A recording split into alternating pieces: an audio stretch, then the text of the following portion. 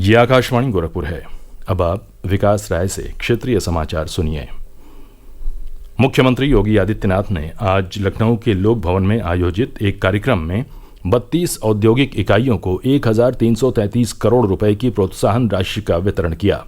साथ ही 4500 करोड़ रुपए से ज्यादा के निवेश के लिए 10 औद्योगिक इकाइयों को लेटर ऑफ कंफर्ट वितरित किया। इस अवसर पर मुख्यमंत्री ने कहा कि हमारी सरकार झांसी और कानपुर के बीच 36,000 एकड़ भूमि में नए औद्योगिक शहर बीडा को बसाने की कार्यवाही शुरू कर चुकी है।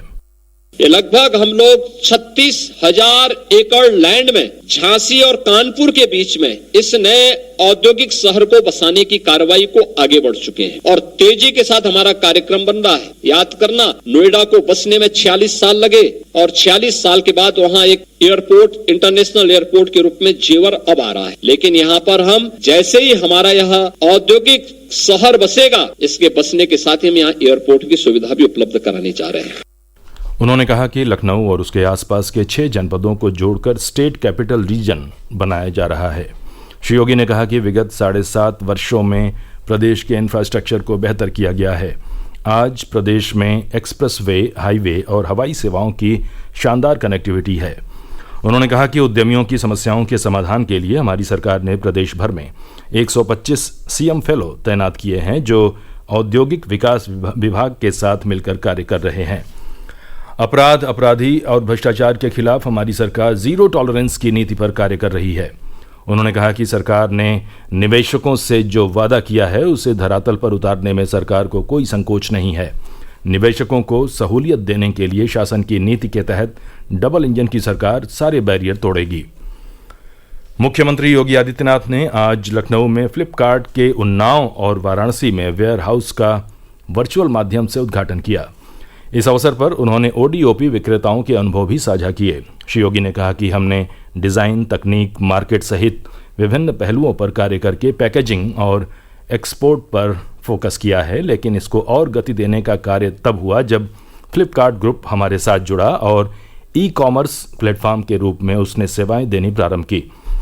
मुख्यमंत्री ने कहा कि स्वाभाविक रूप से ई-कॉमर्स के माध्यम से एक नए युग का सूत्रपात हुआ है।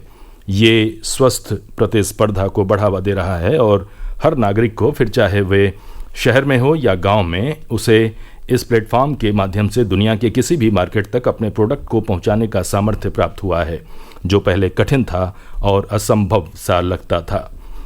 इस अवसर पर उन्होंने कंपनियों का आह्वान करते हुए कहा कि वे उत्तर प्रदेश में वेयर हाउसिंग नीति का लाभ लेकर नई संभावनाओं पर कार्य करें। उन्होंने कहा कि हम सब जानते हैं कि प्रदेश में एमएसएमई का एक बेस आज से नहीं बल्कि विगत सैकड़ों वर्षों से है, लेकिन समय के अनुरूप तकनीक, डिज़ाइन, पैकेजिंग समेत विभिन्न पहलुओं पर बदलते वक्त की मांग के अनुसार कार्रवाई न करने और ठोस कार्ययोजना न बनाए जाने के कारण पिछले 3-4 दशकों से ये दम तोड़ रहा था। गोरखपुर दौरे के दूसरे दिन राज्यपाल आनंदीबेन पटेल ने आज दीनदयाल उपाध्याय गोरखपुर विश्वविद्यालय के 43वें दीक्षांत समारोह में शामिल होकर मेधावियों को मेडल देने के साथ ही विद्यार्थियों को उपाधि भी वितरित की। समारोह के दौरान राज्यपाल ने 49 छात्राओं और 12 छात्रों सहित 61 मेधावियों को स्वर्ण पदक प्रदान किए। इसी क्रम में 87,359 विद्यार्थियों को स्नातक एवं स्नातकोत्तर और 166 विद्यार्थियों को पीएचडी की उपाधि दी गई। इस अवसर पर राज्यपाल ने कहा कि ऐसी शिक्षा प्रणाली विकसित करनी चाहिए जिससे 80 साल से इंतजार कर रहे भारत को भी नोबेल पुरस्कार मिल सके। उन्होंने कहा कि भाजपा में जनसंख्या का 2/3 युवा है, 35 से कम उम्र वाले 65% से ज़्यादा हैं। यदि इन्हें सही ढंग से तैयार किया जाए तो हम विकसित बन सकते हैं। उत्तर प्रदेश आरक्षी नागरिक पुलिस के 60,000 से अधिक पदों पर भर्ती के लिए कड़ी सुरक्षा व्यवस्था और निगरानी के बीच आज चौथे चरण की परीक्षा सकुशल संपन्न हो गई। कल 5वें और आखिरी चरण की परीक्षा होगी। शासन के निर्देश पर संबंधित जिलों के डीएम और एसएसपी निरंतर भ्रमण कर परीक्षा केंद्रों का निरीक्षण करते रहे।